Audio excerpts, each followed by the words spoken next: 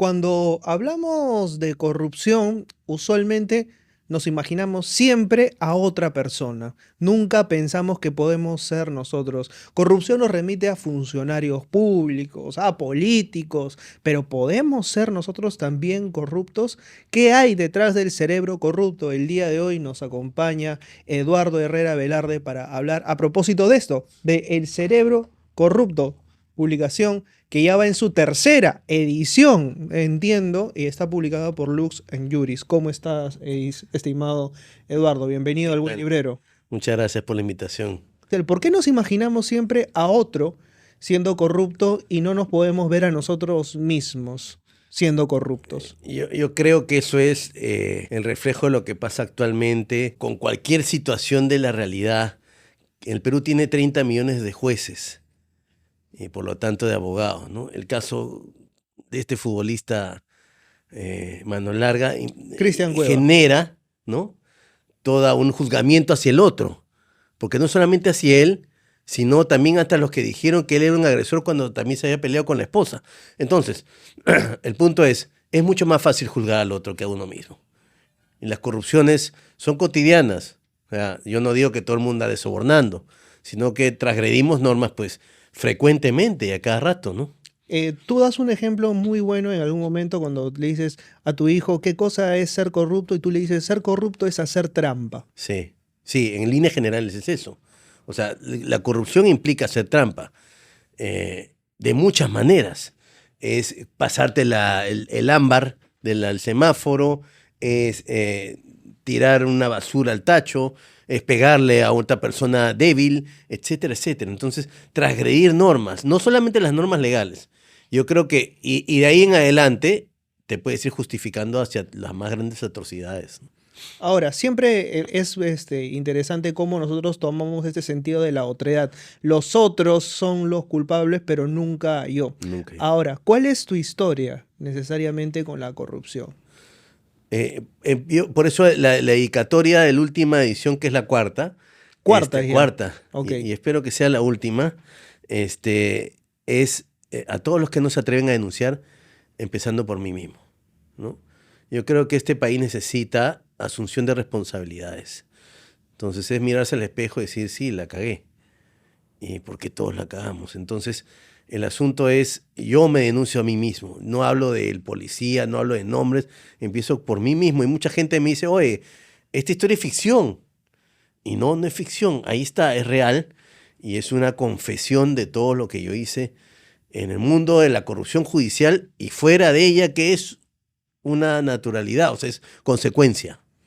Tú cuando juramentas como Ajá. abogado, lo haces con un billete de 100 Sí, dólares. estaba en la San Martín de Porres antes, estaba en la Casona, en Javier Prado, y bueno, a los abogados tenemos esta guachafería que nos tocan la campana cuando aprobamos el examen. Entonces yo entro y reviento las puertas, pues porque estaba en un momento exultante, ¿no? Entro y me ponen al flaco, ¿no? Y le Un dije, crucifijo. sí, le dije, sácame el flaco un ratito y sácame la Biblia, que yo soy Dios, ¿no? Sácame, sácame. Entonces, te toman el juramento y yo ya había llevado un billete de 100 dólares en el bolsillo. Y lo agarré con la otra mano y la foto está clara y lo empuño, ¿no? Y dije, bueno, voy a jurar por esto porque yo quiero hacer plata con esta vaina, no me interesa la justicia un pepino. Y así fue. ¿Consideras que fue un acto honesto hacer eso? En ese momento fue un acto honesto pero imbécil en retrospectiva, porque yo creo que la finalidad no es hacer la plata llega sola, como decía Alan García. Bueno, ¿de verdad la plata ¿De viene sola? verdad? Sí, por Mm, supuesto. ¿Cómo? Porque si haces algo bien es porque eres bueno, o sea, digamos, magnífico, desarrollado en lo que haces, y después por consecuencia viene el dinero. Es real. En cambio, si tú buscas el dinero como fin primordial, vale todo. Y eso es lo que me pasó a mí. Ahora, este libro no es particularmente para quienes nos están viendo no es necesariamente un ensayo a propósito de la corrupción. En ese sentido, por ejemplo, hay ensayos tremendos como Historia de la corrupción en el Perú, que seguramente algunos de ustedes ya lo han leído, está publicado por el IEP, pero esta es básicamente una confesión hilada con pequeñas anécdotas que se cimentan en la primera vez en la que tú cometes un acto de Sí. corrupción, porque nadie nos enseña a ser corruptos, es algo que aprendemos y creemos que se hace de una manera y parece que todos simplemente lo repetimos, ¿no? Sí, a mí nadie me enseñó cómo bajar la plata. Pero digamos, está muy claro que el dinero no se lo das al coimeado así. Ya el morbo, el pudor, perdón, del dinero es que te lo hacen enrollar acá y dárselo en la mano. Entonces lo vas sacando y eso no te lo enseña nadie, pero es una cuestión de sentido común, de cómo se soborna, ¿no? Nunca nadie me dijo, oye, tienes que hacer esto, tienes que hablar así. Incluso la voz queda de decir, maestrito, acá te tengo algo. Y no, maestro, acá te tengo una coima, es la que te hace naturalmente llegar a eso, Que ¿no? existen además una serie de términos, ¿no? Que ya habíamos hablado de esto en la presentación. Dame un cariñito, Cariñito. un favorcito. Acá está Así. una muestra de mi aprecio. Sí, Acá va algo de mi apoyo exactamente. hacia usted. Que son eufemismos, ¿no? Que se utilizan para no llamarlo directamente como es, que es hacer, dar un soborno, Claro, hacer trampa, ¿no? claro. O es comprar la voluntad, Ujú. que eso es más terrible. Yo me volví un comprador de voluntades y me sentía dueño de la persona que coimeaba. Entonces, oye, ya te pagué, eres mío. Ahora vas a hacer lo que yo quiero y vas a hacer que la justicia me responda. Y esa cuestión no es que vas a hacer una resolución, no, la justicia está en mis manos. Y por eso las personas que caemos en eso, llegamos pues a un grado de enormidad, pues de grandeza loquísima, ¿no? En esta primera escena, en esta primera diapositiva que se presenta en el libro, te enfrentaste a un soborno y tuviste que hacerlo, pese a que tú no sabías cómo. ¿Cómo Sí. fue? A mí me pide, yo estaba en un estudio y me pide mi jefe, mira Eduardo, hay que sacar copias de este expediente. Entonces, cuando yo era practicante, los secretarios estaban como los escribanos antiguos, ya muchos no deben recordar de eso, en distintas secretarías, en todos repartidos en el centro de Lima. Entonces, fui y le dije al secretario, sabiendo que era imposible, o sea, mi jefe me manda ya desde ya un imposible, me dice, anda, saca copias, pero estaba prohibido que un no abogado saque copias del expediente. Entonces, incluso me dice, ¿tú ve cómo lo haces? Pide caja. Y o sea, ya estaba básicamente la caja que era dinero sin rendición de cuentas. Entonces fui y dije, bueno, ¿cómo la pido si este pata no me la va a dar? Y ya dije, me está pidiendo un soborno, mi jefe me está pidiendo que vaya a sobornar. No hay otra manera. Entonces era una prueba, lo entendí como una prueba. O sea, prácticamente te dijo, anda y resuélvelo. Resuelve, Y saca plata para resolverlo. exactamente. Ya. Y eso fue una prueba. Oye, ¿entras a la jauría o no? Porque si yo decía, no, no quiero, o no pude, ya, chao. Posible, no sé si me hubieran sacado en ese momento, pero iba a ser un apestado. ¿Cuántos años tenías? Tenía 18 años. 18 años. Y hace 30 ya. Y fui al donde el secretario de juzgado y le dije, bueno, maestro, quería conseguir. Porque el secretario de juzgado es una persona, digamos, antiguamente un tipo no profesional. Habría que tratarlo con cierta criollada para que te vea con calle. Entonces, si tú ibas, pues, un pata blanco, de buenas maneras, bien internado, como que no te iba a tener más respeto, ¿no? Entonces tenías que ser con medio esquina. Entonces le dije, mira, necesito copia de esto. Me dijo, tú sabes, chiquillo, que no se puede, ¿no? Palabras más, palabras menos. Y me largó. Entonces me fui y dije, bueno, ya tengo que hacer lo que tengo que hacer. Es como cuando te avientas a conquistar a la chica que no te da bola. Ya, y te arrojas. Y así fue. Entonces le dije en el segundo intento, quiero sacar copias. Y me dijo, ya te he dicho que no se puede, en fin, ¿no? Mira, maestrito, aquí tengo una muestra de mi cariño para usted. Entonces el pata me mira y dije, puta, me va a mandar a la mierda o me va a atracar. Abre el cajón donde estaba yendo de sus desperdicios y porquerías y dejé el billete. Y de ahí le me dio una palmoteada en la espalda como diciendo, eres mío. Ujú. Vuelve por las copias. Y se resolvió todo. O sea, y esa fue, digamos, la primera vez. Esa fue la primera vez. Ahora, tú te gradúas como civilista. No, o sea, los abogados se gradúan como abogados. Lo que pasa que yo sabía, a mí me habían formado en civil y de ahí doy el salto a penal, que es lo que me termina gustando, ¿no? Ahora, dentro del libro también haces esta comparación, ¿no? Ir con un abogado a cualquier reunión es como poner prácticamente una pistola sobre la mesa y no se necesita demasiado para poder intimidar a una persona o por lo menos generar una incomodidad. Esto puede pasar desde hacer una denuncia simple. Sí, claro.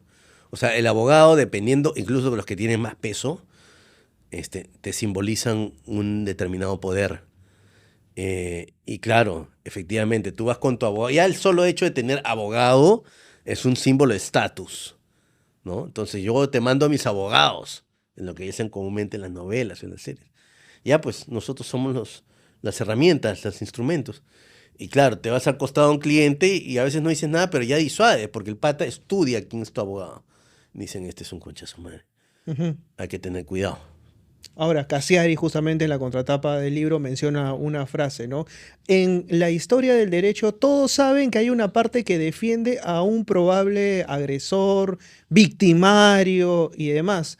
La cuestión está en hacer que ese victimario y demás gane Ujú. y que todos digan qué pedazo de hijo de puta que tiene como abogado. Sí, ¿En algún momento tú te sentiste como parte de ese contubernio, de ese lío? sí, por supuesto, y es muy rico, ¿no? Para el ego. Ujú. Digamos, es decir, oye, sí, lo puedo hacer todo.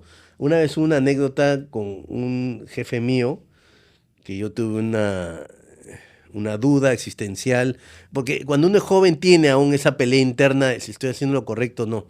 Entonces me dio para leer un expediente y yo le dije, doctor, esta persona es culpable, ¿cómo la vamos a defender? Siéntate, Herrera. Me dijo, nosotros no defendemos ni culpables ni inocentes, defendemos clientes.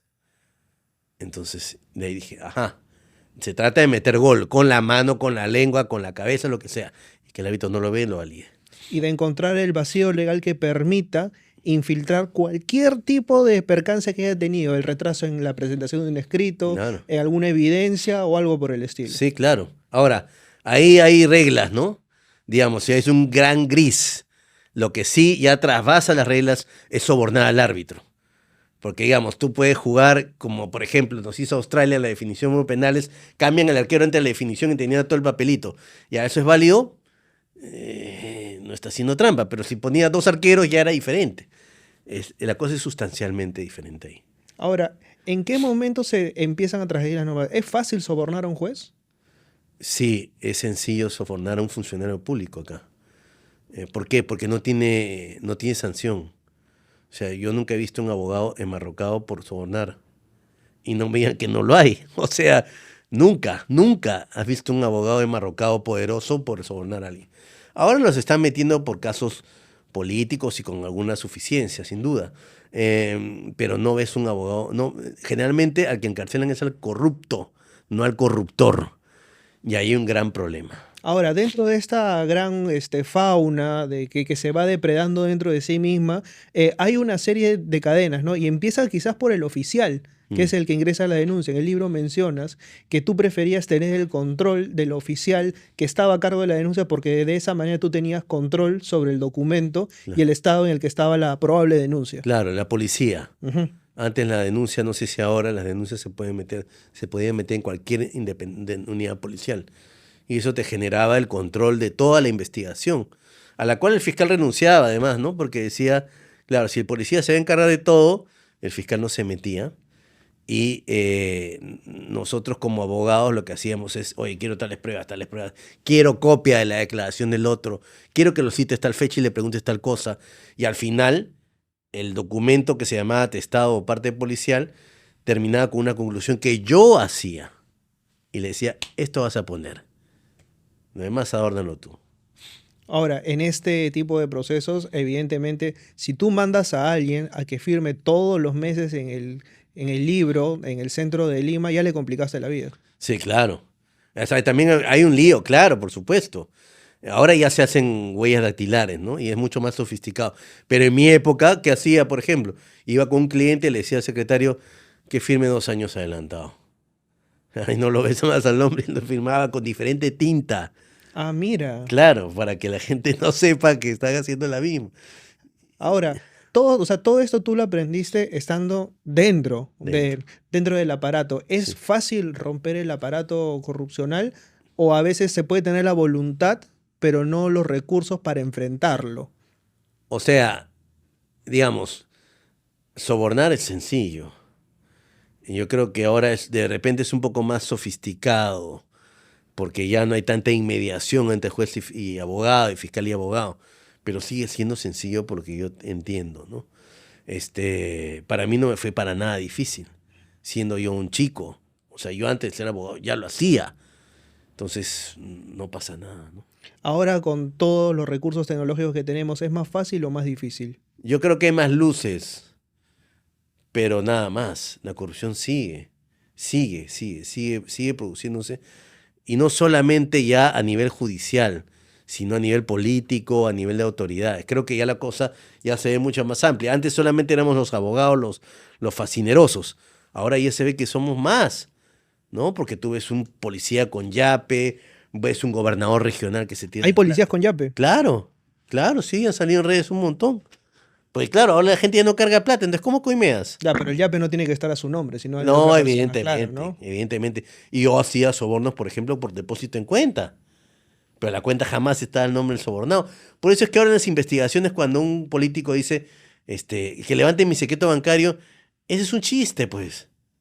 ¿Quién se va, salvo que sea un tonto, quién se va a dejar sobornar con un depósito en su cuenta? Ah, y tú sabes que hace poco vi un aviso en un periódico, había un abogado que ofrecía, que enseñaba un curso de cómo lavar activos en el periódico. Alucinante. Porque, digamos, no te Y, están... o sea, ¿y le aprobaron el anuncio? Estaba en el periódico, yo lo he visto, cómo lavar activos, O sí. sea, tutorial de cómo lavar Sí, activos. curso de cómo lavar activos. Y, o sea, a mí lo que me aterra de eso son dos cosas. En Mm, principio, que el periódico haya permitido, o sea, mm, la publicación de un anuncio. O mm. sea, bueno, imagino que plata es plata. Y ahí el soborno también estuve por medio, intuyo.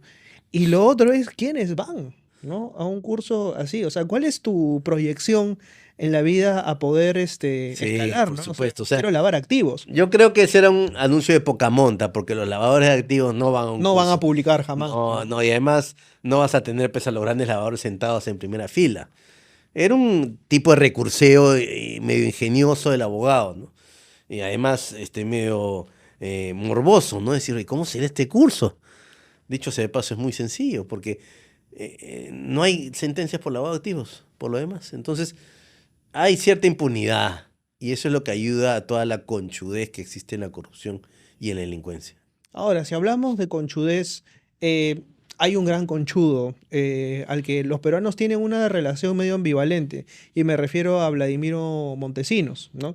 Cuando evocamos el nombre de Montesinos, en las reuniones sociales al menos, no lo dicen en voz alta, pero existe esta dualidad, ¿no? De, por un lado, condenar lo que fue y el daño que hizo al país, pero por otro lado, oye, nos la hizo, Mm, ¿no?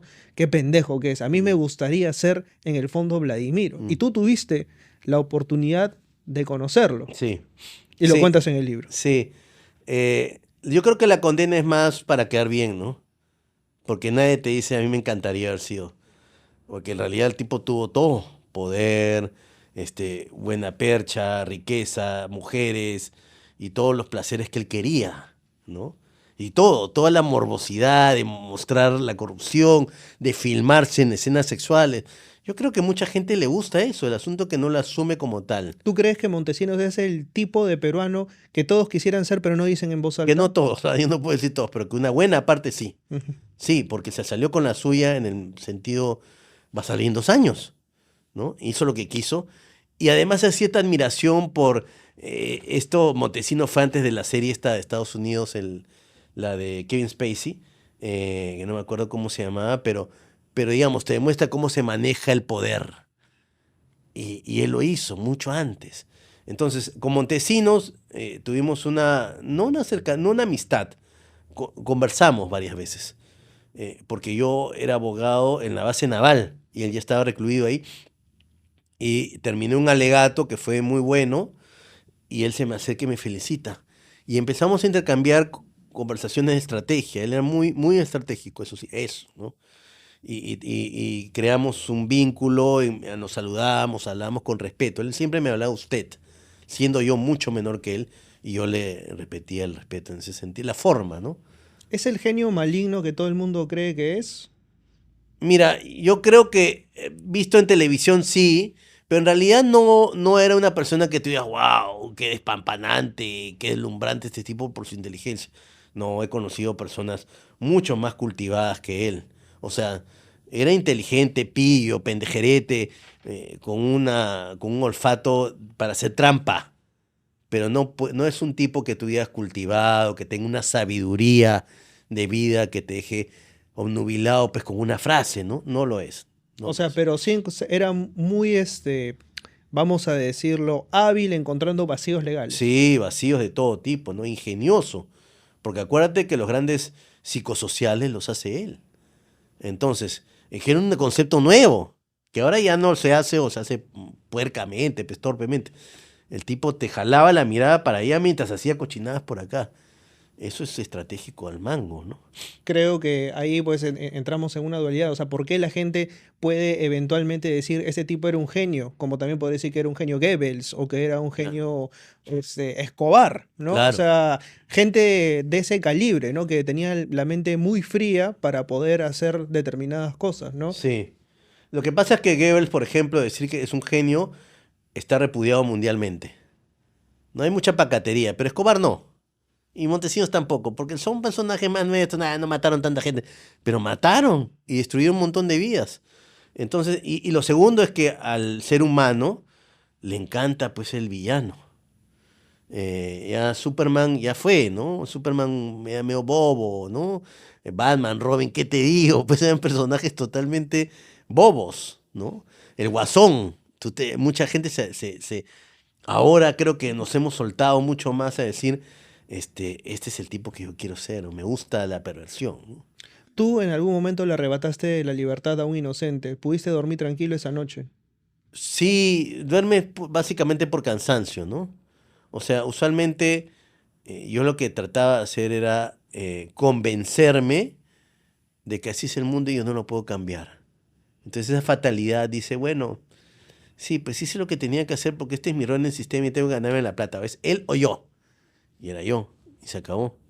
Ahora, en este él o yo y en este acostumbrarse y normalizar todo el sistema, ¿no hay en algún punto una inflexión de tu parte de decir, ¿sabes qué? Hasta aquí nomás. Sí, todos los días también había esa conversación interna, ¿no? Lo que llamo yo el famoso sueño de la puta. Digamos, el penalista usualmente siempre se quiere retirar. Ujú. Siempre se quiere retirar de la lid penal porque sabe y es consciente de que está haciendo algo equivocado. Entonces, esa discusión la tenía todos los días cuando yo me metía en la cama y decía, le estoy cagando, le estoy cagando. Ya, sí, ya, hasta este momento me voy. Es como la puta que se quiere retirar en esta película Pretty Woman, ¿no? Y Julia Roberts, rescatada por Richard Gere y deja de ser puta. Ya, todos pensamos así. Todos pensamos así. Aquel que diga que no es real, los penalistas. Y porque sabes que estás haciendo mal. Y esto no es sostenible. Ahora, tú dices, terminas durmiendo más por cansancio que porque realmente hubiese una convicción. ¿Cuál fue ese momento en el que tú dijiste, ya, este es el momento perfecto para retirarme, para publicar un libro y además que, o sea, no tener miedo a que la gente te juzgue por lo que estás escribiendo? Lo primero es, yo estaba esperando siempre una epifanía, ¿no? Una luz. No soy muy religioso. El asunto es que decía, ya, mándame, si quieres que me retire, mándame una señal. Y te la manda, ¿ah? Buda, Cristo, Jesús, lo que fuese. Te la manda. Lo que pasa es que tú no la quieres ver. Pero a mí sí me pasó y decidí seguirla. De hecho, a todo el mundo se le envía la señal.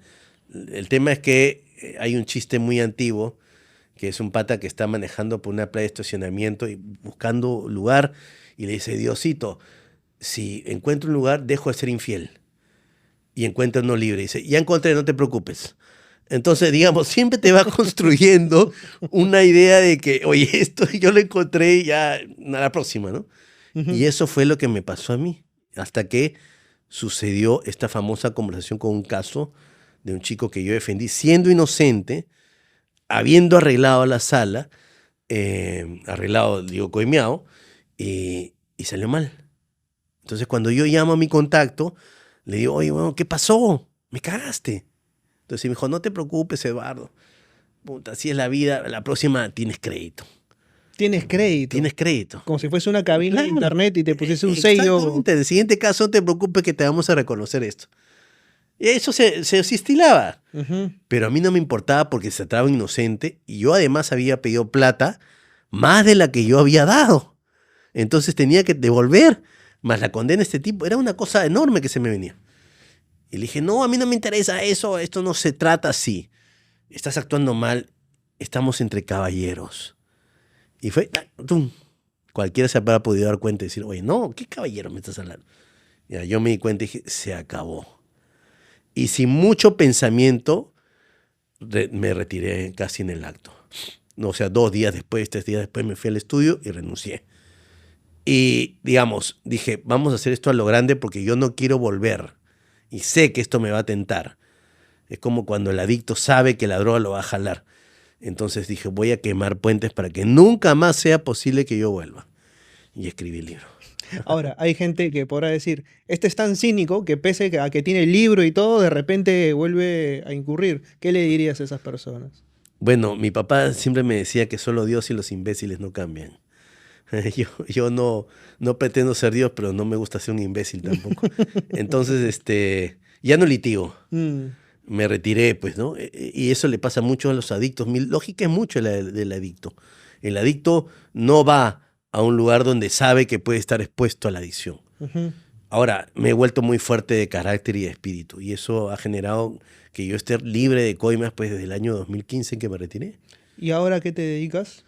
Escribo, doy charlas, hago proyectos de lucha contra la corrupción y abuso del poder, que a veces es medio forzado porque la gente no lo secunda, hay muy mal financiamiento, o sea, tú sabes, Sí, sí. o sea, es Ahora, tortuoso. tú en el libro no mencionas nombres específicos, pero ¿has tenido en algún momento temor a algún tipo de represalia? No, de las personas no, sí tuve temor. Yo creo que aquel que dice que no tiene temor es realmente una persona que no tiene la claridad o los pies sobre la tierra. Me moría de miedo de que me metan a la cárcel por esto. Ujú. Sin embargo, ¿A la cárcel o que de pronto te mandaran la moto, pues, ¿no? sí, claro, ahí por ahí me hicieron un par de ajustones, ¿no? Ah, sí, ¿cómo Sí, fue? sí, o sea, algunas personas que no les gustó el libro me dijeron, oye, no has debido escribir esto, mejor diste que esto es ficción. Y yo dije, no voy a decir que es ficción, olvídate, ¿por qué? Hay muchos abogados que no me pueden ver, que me ven como un traidor, y me lo han hecho saber. Y bueno, me tiene sin cuidado, ¿no? Porque, digamos, ahí no estoy rompiendo amistades, estoy rompiendo complicidades. Entonces, digamos, sí tenía mucho miedo. Yo creo que la persona valiente es la que enfrenta sus miedos, a pesar de que los tiene, ¿no? Claro. Eso consiste, dicen algunos, la heroicidad. Sí, bueno. En todo caso, tú serías el antihéroe de Yo soy un muchos. antihéroe. Con esto no quiero volverme icónico, no simplemente que soy un tipo errático como cualquiera. Al final, pero si vamos entre héroe y antihéroe, soy evidentemente un antihéroe, ¿no? Hay algo que, o sea, que caracteriza a los antihéroes y es justamente su vocación de ir al frente pese a que saben que tienen todo en contra. Sí. ¿Podría ser esta la situación en la actualidad, donde hay una crisis institucional, creo que bastante pronunciada? Los peruanos no confiamos Sí. ni en el Poder Judicial, ni en el Congreso, ni en fin, en los organismos que por ahí puede tener el Estado. ¿Es posible erradicar la corrupción por completo del Perú? Por completo no. Lo que yo creo que sí es posible es bajarla a límites mínimos. Otros países lo han hecho. O sea, Hong Kong, ¿no? Bueno, que no es un país, pero digamos, en la misma realidad socioeconómica del Perú en los 70 lo hizo. ¿Por qué no podemos hacerlo nosotros? Porque simplemente nos hemos acostumbrado a un sistema corrupto. Entonces, la gente puede pensar que soy naif, ingenuo, pero no soy ingenuo y naif porque ahí está el libro. Te le digo, oye, hermanito, yo no vengo de la iglesia, de un convento en donde me curaron para ser un anticorrupción. No, vengo del fango. Entonces, si yo he podido, cualquiera puede. ¿Cuál sería la estrategia a emplear? Bueno, es un trípode. Yo creo que en principio hay que tener normas legales, pero normas inteligentes, ¿no? Que básicamente vayan a la prevención. Acá lo que se hace es subir penas, pero no sirve de nada, está demostrado eso científicamente. Para que la norma tenga función tiene que haber enforcement, lo que se dice, o que haya cumplimiento, que la norma se cumpla. Si la norma no se cumple, la norma es una servilleta, un papel higiénico. Esas dos. Y lo tercero, educación. O sea, pero la educación no solo vista desde la adquisición de conocimiento, sino en la capacidad de reflexión, en la capacidad del sentido común, del uso crítico, de desafiar los convencionalismos y las cosas que están impostadas como sistema. Y lo tercero, dentro de la educación, es educación no solamente para los jóvenes y los niños. Eso es una gran hipocresía. Porque dicen, hay que educar a los niños y a los jóvenes. ¿Y nosotros qué? Si el niño o el joven te ve a ti como adulto, como un referente, y cuando corrompes, está aprendiendo. Algo que mencionaste en algún momento fue que justamente podríamos empezar prácticamente haciendo una guerra de guerrillas. Es decir, por ejemplo, limpiamos el aparato de salud Sí. y empezamos por ahí, Sí. supongamos, ¿no? Y empezamos a erradicar la corrupción desde cero. Sí. O Y sea, luego empezamos con otro y con otro y con otro. esa es mi idea, ¿no? Empezar por uno, porque ahorita estamos como los niños cuando empiezan a jugar fútbol, que todos persiguen la pelota tratando de meter gol a la vez, y lo que pasa es que nadie mete gol. Entonces, tenemos que tener una estrategia. La estrategia es priorizar. En un país de escasos recursos hay que priorizar. ¿Cómo priorizamos? Priorizamos limpiando, por ejemplo, un sistema. Empecemos por el sistema de salud, lo podemos hacer. ¿Quién no se enferma? Si limpiamos el sistema de salud, entonces creo que tenemos la base para el desarrollo. Y luego, ¿por cuál podríamos seguir? Educación, infraestructura, y para eso tienes que tener justicia, ¿no? Ya está. O sea, suena simple, ¿no? ¿Y quién se encargaría de hacer esta limpieza? Esto tiene que partir desde arriba. O sea, si no tenemos un presidente o presidenta comprometido, y en lugar de eso tenemos flanes que son pilotos automáticos que dicen, mejor no hago nada para que no me mueva nadie, esto tiene que venir desde arriba. Si no, está jodida la cosa. Ahora, creo que para nadie es novedad, o sea, que todo gobernante que entra se sienta en una mesa y es prácticamente acorralado contra la pared por grandes grupos de poder. Y que esto vicia mucho, en muchos de los casos, el poder de acción que éste puede tener sobre los organismos que maneja. Sí, sí, claro que sí. O sea, eso pasa. El asunto es decir, bueno, no, soy el presidente del país. ¿Qué me vas a venir tú a chantajear, cabrón? Te deshago. O sea, yo creo que hay que ponerse en el lugar. Lo que pasa es que es muy bonito el fajín, es linda la banda presidencial, que todos se te cuadren. Pero para eso estás ahí. El ser presidente de un país es marcar un hito en la historia. De tu vida dependen millones de personas. Entonces, eso juzgarse no es. Y el tema tampoco es plata. Porque claro, un presidente que hace bien las cosas, después puede vivir honradamente de conferencias por alrededor del mundo, o conferencias reales, ¿no? No la fake. Y está bien. Entonces, yo creo que es un tema de determinación. No, ni siquiera de conocimiento, ni siquiera de popularidad, de determinación. ¿Y tú crees que también de gestión? La gestión está abajo. El presidente es un líder, es una persona que escoge bien, pero no es un gestor. Los gestores están los técnicos, los que saben. A eso hay que tener la suficiente hidalguía para decir, oye, yo no sé de salud, pues está mi ministro de salud. Porque digamos que la mayoría de presidentes que hoy están presos han sido por justamente sobornos que han recibido durante su campaña o para dar licitaciones a obras públicas en las cuales tuvieron algo que ver, ¿no? Sí, Y claro, dentro de este sistema de corrupción a veces se da esta situación en la que una persona dice, no, yo no quiero recibir, pero tú no puedes romper el sistema. Y sí. te toca a veces simplemente aceptar. ¿Cómo podría erradicarse esto desde el lado de un funcionario público y además un líder, como en el caso del presidente? O sea, el presidente tiene que tener el poder y los cojones o los ovarios suficientes para decir que no y romper el sistema. Sí se puede romper el sistema. O sea, un pinche abogado lo ha hecho, como un presidente de la República no. Es muy simple. O sea, no va a ser nada nuevo en la humanidad que haya presidentes que quieran ser sobornados. No. O sea, yo creo que el peruano tiene que saber decir que no. No sabemos decir que no. Es muy loco porque cuando antes no había Waze, tú ibas y preguntabas, señor, ¿conoce tal dirección? Y nunca te dicen no conozco. Te dicen, mire por acá, no sé, queda por... Mm. No sabemos decir que no. Entonces, incluso se ven los tratos comerciales. Entonces, una propuesta comercial, el cliente nunca te dice, no, gracias, no estoy interesado. Deja de pensarlo. Te huevea. Y ya te he dicho que no, no quiere nada contigo. La chica te huevea también a veces, o el chico. No Ujú. sabemos decir que no. Esta es la cuarta edición y me dices, ojalá sea la última. ¿Por Sí, qué? porque creo que ya cumplió su ciclo. Yo quiero escribir otra cosa. O sea, quiero escribir el lado B del cerebro corrupto, que es el lado humano, que es el lado de los miedos y los fracasos que tuve en esa etapa. Porque creo que eso marca mucho. A mí me cortaron la luz cuando me retiré. O sea, a mí me decían el patriota, el deber es primero. O sea, tenía un montón de deudas y saqué adelante eso. Y eso lo hacen millones de peruanos. La resiliencia. Quiero escribir eso, ¿no? Ya el cerebro corrupto ya cumplió su ciclo, es un libro morboso, atrae. La gente me pregunta, ¿por qué no estás preso?